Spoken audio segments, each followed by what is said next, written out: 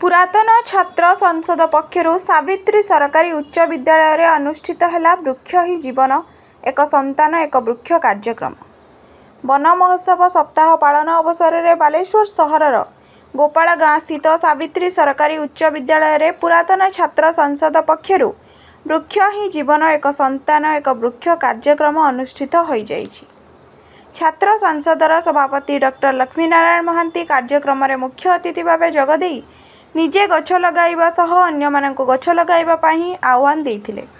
सेहिपरि सांप्रतिक स्थिति रे प्रदूषणर मात्रा बढ़ी बढ़ी चलिथिबा बेले याको नियंत्रण करिबा पाही वृक्षरोपणर आवश्यकता उपरे से गुरुत्वारोप करिथिले।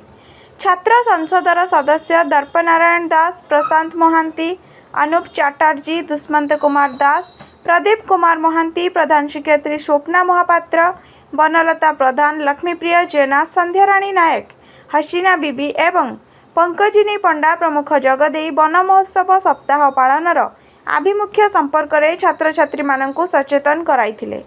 एही अवसर में नूतन भाव जोगदेइथिबा प्रधान शिक्षयित्री स्वप्ना महापात्र को स्वागत संबर्धना प्रदान करा जायथिला।